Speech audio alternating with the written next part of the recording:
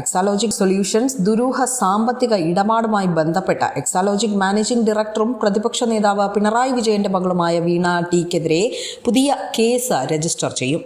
85 ലക്ഷം രൂപ വീണ ദുബായിലേക്ക് കൈമാറിയതിൽ case register ചെയ്ത് അന്വേഷിക്കാനാണ് തീരുമാനം. ആർക്കാണ് പണം കൈമാറിയത് എന്നതിൽ വിശദമായ അന്വേഷണം നടത്തും. വരുമാനത്തിനപ്പുറമുള്ള വീണയുടെ പണമിടപാടുകളും ED വിശദമായി പരിശോധിക്കും. അതേസമയം മുൻ മന്ത്രി മുഹമ്മദ് റിയാസിന്റെ തിരഞ്ഞെടുപ്പ് ഫണ്ട് സംബന്ധിച്ചും ED വിശദമായ പരിശോധന നടത്തുകയാണ്.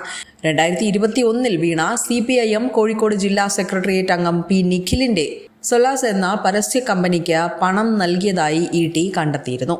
CMRL നിന്നും ലഭിച്ച പണമാണോ സൊലസ് കമ്പനിക്ക് നൽകിയത് എന്നതിൽ വ്യക്തതയില്ല. വീണയുടെ ഡയറിയിൽ നിന്നാണ് സൊലസ് കമ്പനിയുമായുള്ള ഇടപാടുകളുടെ വിവരങ്ങൾ EDക്ക് ലഭിച്ചത്. മെയ് 27 വീണയുടെ വീട്ടിൽ നടത്തിയ പരിശോധനയിൽ പിടിച്ചെടുത്ത ഡയറിയിലെ 1 മുതൽ 9 വരെയുള്ള പേജുകൾ കേസിൽ നിർണായകമാണെന്നാണ് ED നേരത്തെ വ്യക്തമാക്കിയിരുന്നത്. ഇതിലെ കണക്കുകൾ പ്രകാരം 85 ലക്ഷത്തോളം രൂപ ദുബായിലേക്ക് വീണ കൈമാറിയെന്നും കണ്ടെത്തിയിരുന്നു. കൂടാതെ മറ്റൊരാളുടെ പേരിൽ എടുത്ത സിം കാർഡ് ഉപയോഗിച്ച ഇന്റർനെറ്റ് കോളുകൾ നടത്തിയതായും ED കണ്ടെത്തിയിരുന്നു. ഇതിനായി ഉപയോഗിച്ച സിം കാർഡിന്റെ ഫോട്ടോയും അന്വേഷണ സംഘത്തിന് ലഭിച്ചു. DYFI നേതാവ് നന്ദുലാലിന്റെ പേരിലുള്ളതാണ് സിം കാർഡ് എന്നാണ് EDക്ക് വിവരം ലഭിച്ചത്.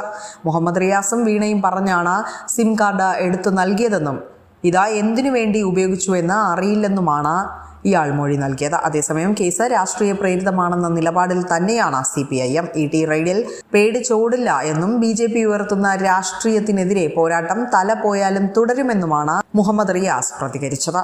ന്യൂസ് ഡെസ്ക് വിസ്മയ ന്യൂസ്.